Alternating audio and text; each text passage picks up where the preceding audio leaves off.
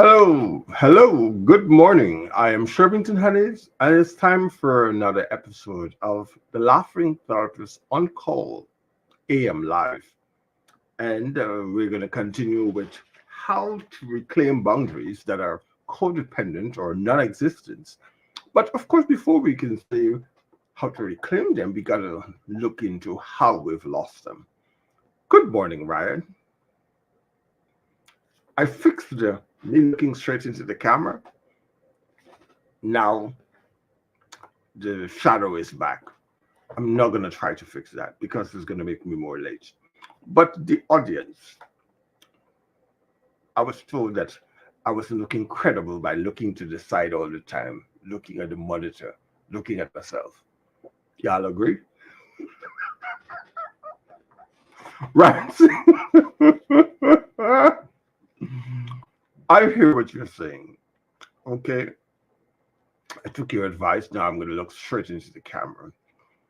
And actually, after telling you off last night, I kind of like the fact of looking straight into the camera, but there's sometimes that I'm going to look down. Yes, believe it or not, I'm going to look down because I'm going to read from credible source what the Hazelden publication of Boundaries for Codependence. And I think every relationship, every interaction will have elements of codependency.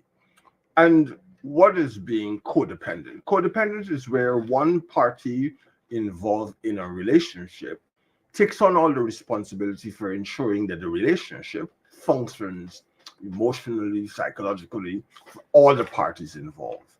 And I like to put it simple as this. You are a codependent if you are preventing someone whose behavior creates some element of dysfunction, toxicity, or maladaptive ways of coping with life. And your behavior prevents that person from experiencing the natural consequences of their actions, non-actions, and choices, and your behavior, what you're doing with them, prevents them from experiencing the natural consequences of their thinking, their actions, reaction, choices, the natural consequences. You get in the way of that, you're codependent. So let's look at how people arrive there. And this isn't to say that all people who have codependency issues, their childhood had a person with a substance use disorder or a mental health related illness. That isn't what I'm saying. But oftentimes there's some element of dysfunction in their formative years and where routines and structure was not inculcated. I love that word, inculcated. I got it from M. Scott Peck. He loved to use it. And in The Road Less Traveled, he used it a lot. I'm smiling because yesterday I had a heated discussion, not arguments. We had a heated discussion. We didn't get upset at each other. In fact, we were having fun. And his argument, my cousin that is, was that, of course, he was born in Guyana, like I was born in Guyana. He came up here to Canada much, much earlier than myself. He came up in his formative years, and he was there emphasizing the need for putting on a beating, a spanking on kids. And I'm saying, no, there's a problem with that. You don't have to spank a kid to get them to be disciplined. And if I tell them before we leave for the mall that if they need a candy, they have the option to get a candy. There's no talking about that. You can get a candy. In fact, you can even choose the candy. But a candy is one candy. If you need more than one candy, and then I tell you you can't have it, and you decide to embarrass me, meaning him, in the mall, I'm going to put on a cocktail, put you in the mall. And I'm like, no. Any form of hitting another person, whether it's a miniature adult, is abuse. It's physical abuse. And he was not having it. He said, well, you don't have to like pull them by the arm, beat them up to the point of bruises and things, but they need a little. And I'm like, no, any form. I think I got him to appreciate my argument. But I said to him, look, I support no form of spanking or hitting a child, I think the opportunity is missed. If a child is behaving like that at any point in a mall, it means that the necessary foundation of what is acceptable and what is inappropriate was not put in place enough. And usually it's when parents are not consistent with following through on quote unquote establishing expectations or what is acceptable and what isn't. When that isn't inculcated and put in place at a early time in the grooming, the modeling, and with your own behavior, if there's not consistent follow through, meaning you say you only allow one candy, at no point you are allowed to change that. It gives mixed signals and it confuses the child, and that's how you have almost misbehaving and bad behavior, inappropriate acting out. Because if you said it's only one allowed, and then somewhere along the line, because being a child, they're like, okay, I want another one. No, we had an agreement, it was one. And regardless of how they behave, you don't, okay, just to shut them up, or if you're in the mall, just so they don't make a scene and embarrass you. Well, the truth is, they're not embarrassing you, they're embarrassing themselves. If they're embarrassing you, mean that you didn't put the necessary structure, routines, and guidelines in place at an early stage that it is established this is how we behave or we don't behave. But he still wasn't having it. My cousin that is, and he kept coming at me. So the last thing I said to him, I said, look, let me tell you something. At no point can an adult who to a child is a giant, this big adult in size, in their cognitive ability, can be, a child cannot be on the same level. You're telling me when you have to use physical violence, that's what it is, an assault to subjugate, to bring that child into submission, you have to use physical force, any form of it. You're showing that you are weak and you're not able to use clear, established expectation, guidelines, and natural consequences, not punishment. Beating a child, punishing them is abuse, psychological, physical, and then what you're teaching them that it is acceptable to use physical assault and violence to bring about compliance and to follow guidelines. And that's what you do to people that you love. Because at some point, you're going to tell them how much daddy and mom love you.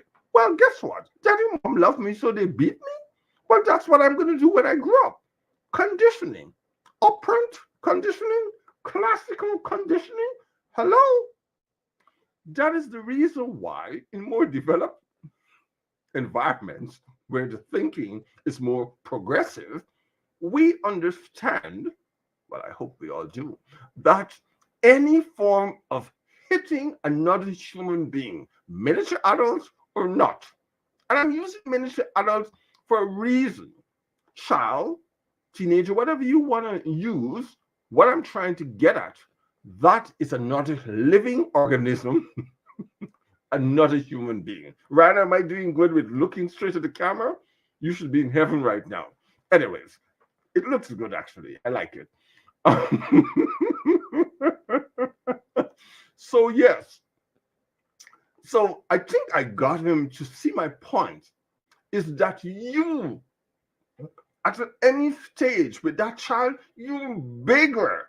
And if you're saying you cannot get a smaller miniature human being to be compliant, it means, first of all, if they're acting like that in the mall, is that you miss the opportunity to establish what is acceptable and what isn't. And usually it's because of inconsistent follow through when you establish an expectation and then you don't because you're all about, well, you're going to embarrass me. You're making a scene in the mall. Well, how do you have a natural consequence? You establish, just as my cousin said, okay, we're going to go to the mall and you're allowed to have one candy, or you're allowed to have this, or you're allowed to do that. That's an expectation set. And you also give what is the consequence, not beating, You say, look, and if you behave that way, we're going to immediately leave the mall. So he said he saw um, a woman with a child who apparently, that woman probably, she and I went to the same school or something. The child decided to throw a temper tantrum. When something, she said, no, do not take the chocolate. And the child just decided to throw the chocolate back and then squish all of them all over the place. And when the child looked up, mom was gone. Natural consequences. We had an agreement. If you behave like that, we're leaving. And when the child looked up, mom was gone. And the child was like, oh, where is mommy? Where is mommy? Natural consequences. I said, if you behave like that, and if you do it consistently, eventually the child knows classical conditioning, operant conditioning, that no, this is not acceptable. And I've established what will happen in the event that you do that. And then you follow through. Okay, let's move to now codependent. So how to reclaim boundaries that are codependent or non-existent. Boundaries, non-existent or codependent. When you're going to now give them just because you don't want to feel embarrassed of people saying, well, look at your child is unruly, and you give them another one, they know how to behave to get you to be compliant. Actually, what you're teaching that child at a very early age, emotional blackmail, that's what a child is doing on you.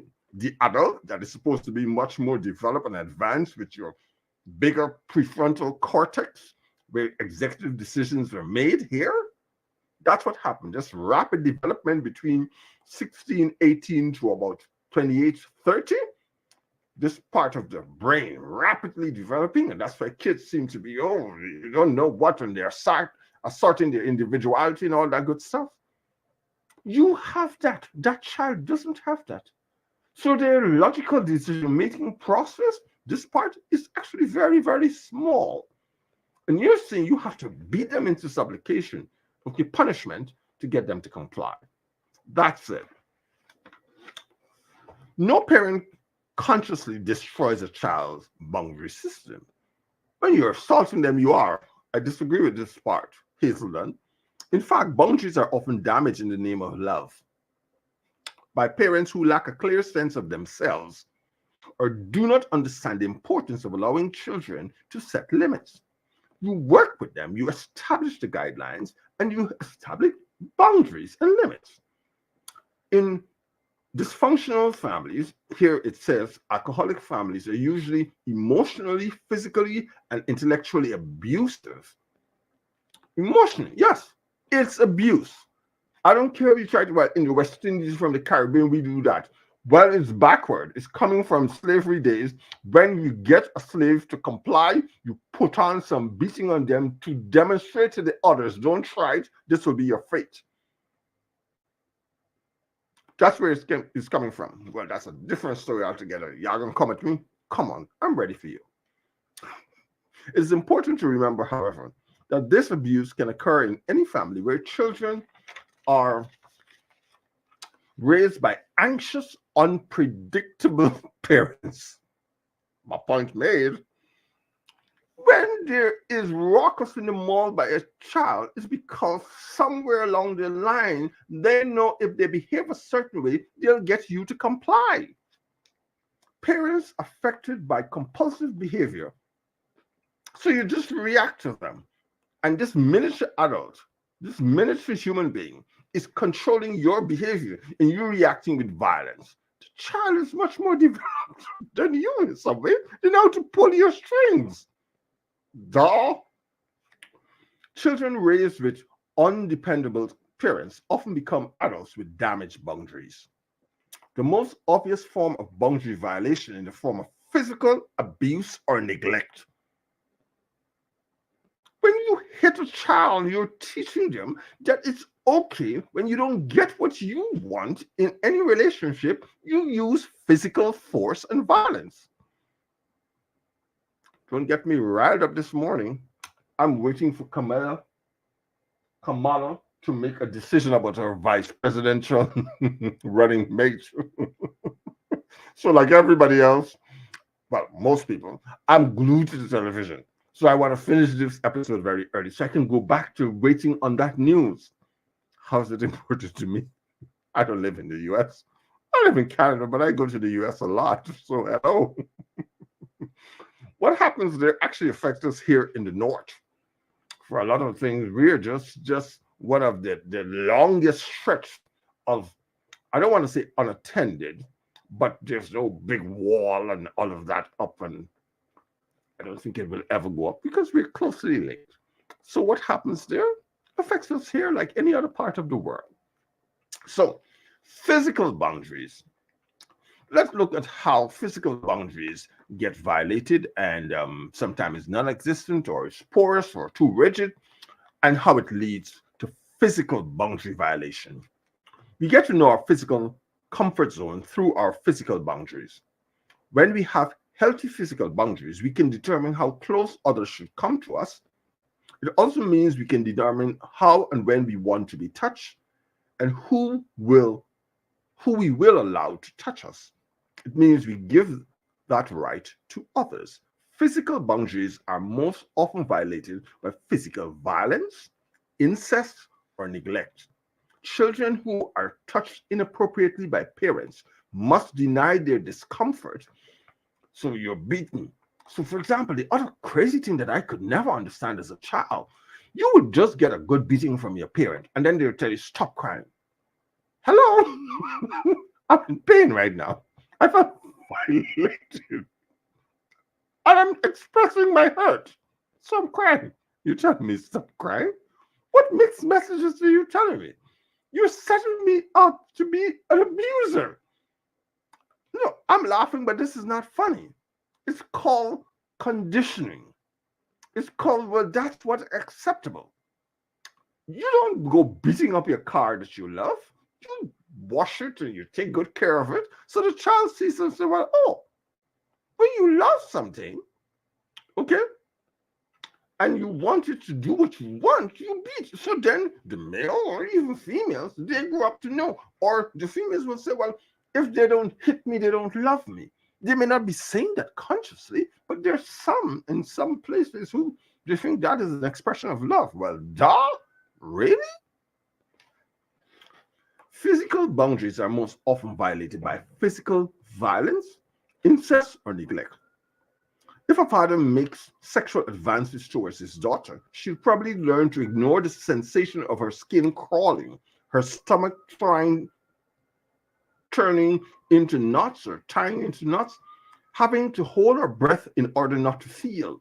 It is precisely the turning off or ignoring of these responses that will make her vulnerable to problems in the future. She may even abuse her own children. Our bodies and emotions tell us when someone is violating our space. Intellectually, psychologically, emotionally, spiritually, and physically, of course. Many children with dysfunctional or unpredictable parents learn to distrust their sense and their emotion. Well, I shouldn't feel this way because this is my parent. No! There's someone who do not know how to control themselves and act appropriately based on what is age appropriate. Hello? They often ignore bizarre events and treat crisis as if they were normal. In dysfunctional family, you see where they're learning, how you learn where boundaries are either not established, they're porous, and so you move into adult life and you take those quote unquote core beliefs or worldview about what is normal. No, it wasn't. So if we're talking about stopping interpersonal and domestic and gender-based violence and all of that, look from where the foundation to say it is acceptable or not acceptable stems from. I'm not saying it's the whole picture, but it's a significant part. The writer puts forward here that when I was speaking to a group of adult children one evening, a fire alarm went off in the hotel. I noticed the audience remained seated even when the smell of smoke became obvious. People began to get up and leave only after I mentioned there was a crisis occurring. That's mental health impairment. The natural response to a fire alarm and then smoke is to leave the building or to respond. But look, a whole group of people acted as if there was no problem. In fact, I had a client who just shared with me that they were on a flight and sparks was coming from the ceiling or something as they're about to take off. And everybody was sitting there just looking at each other. And this client got up and went to the thing and said to them, we cannot leave. There is a problem, a clear problem. And the pilot decides, yes, we have an electrical problem. My client said to me, and I take some credit for this, had it not been for the work we have been doing, I kid you not, I'm not lying or misrepresenting the fact, had it not been for the work we have been doing, I would have sat there like everybody else and not be assertive. Yes, that's how good I am. You can imagine that plane taking off and all those people.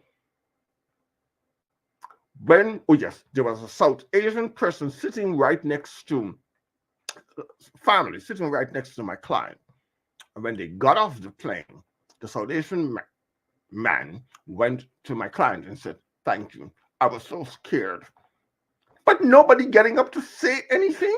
That's how we are conditioned, not to be assertive. Well, they should know that's how to fly this. No! There's sparks coming from the roof of the plane. Stop! But if you don't want to stop, my client said, myself and my business partner, we're getting off. Yes. Can you imagine? Right? You're right. I like looking into the camera because I'm watching the monitor actually, so I'm looking right at myself. Yeah. Oh, where's it? Oh, I don't have to worry about the shadow. We'll fix that at some other point. Yes, 8 more minutes to go. Let me see if I can pull this forward a little more. So, another example. This one is powerful. I love this. People began to get up and leave only after I mentioned there was a crisis occurring. This one example of the perceptual damage that prevents adult children from developing healthy, protective boundary system. That plane taking off with all those sparks.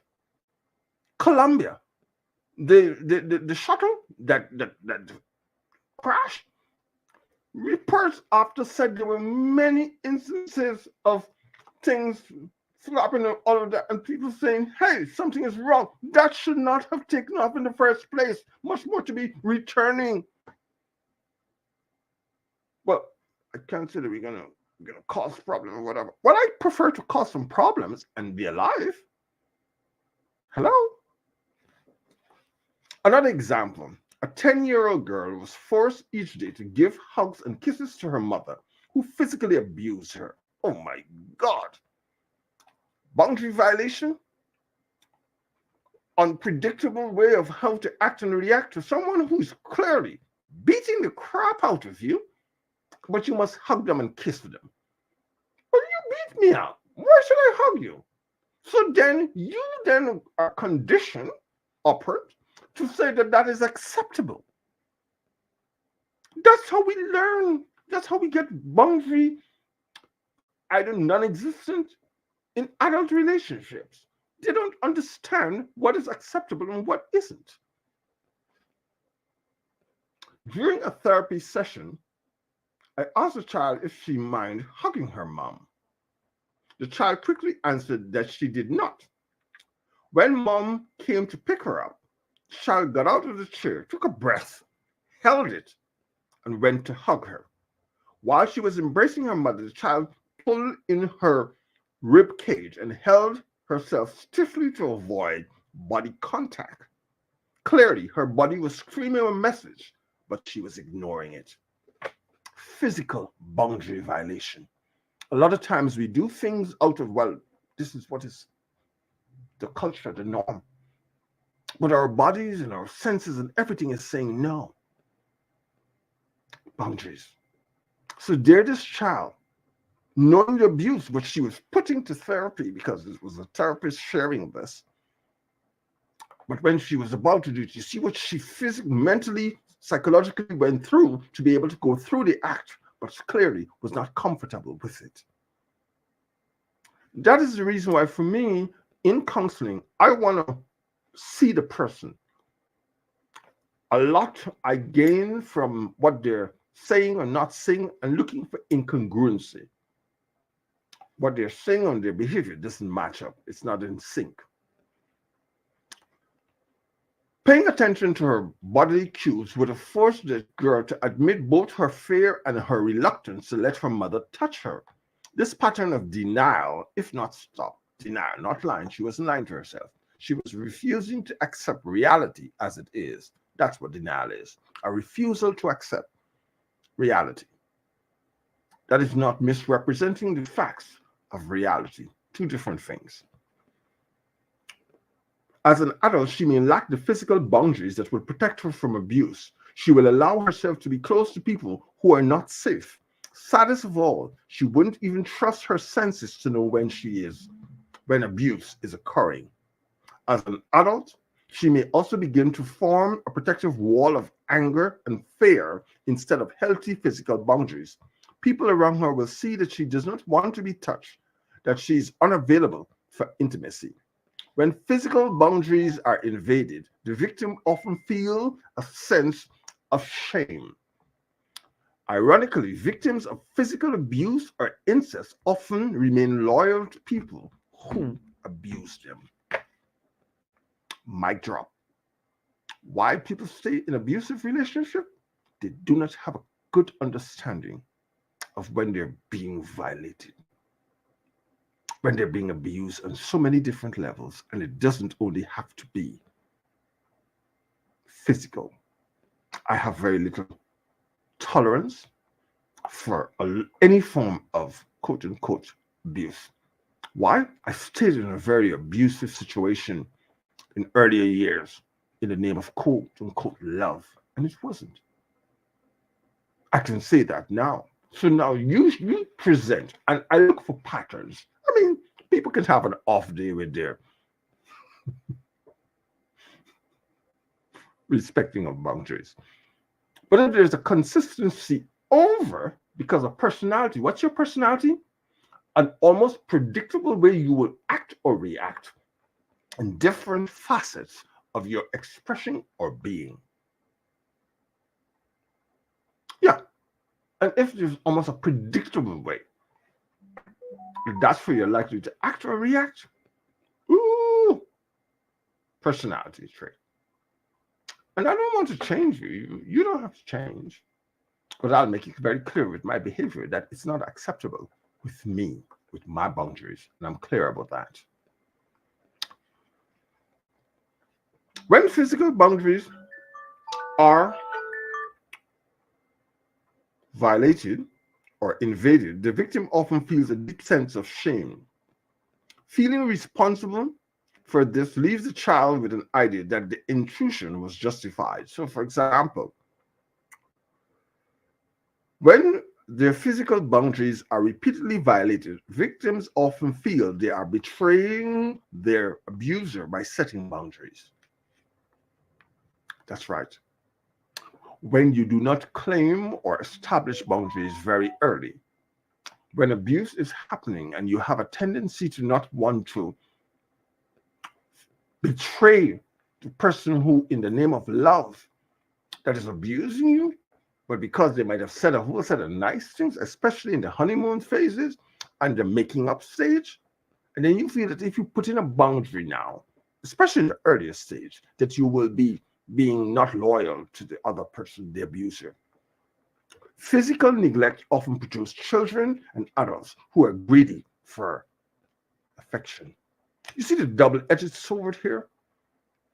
Yes, physical abuse ironically create the opposite effect, where the person being abused thinks it is acceptable to be abused.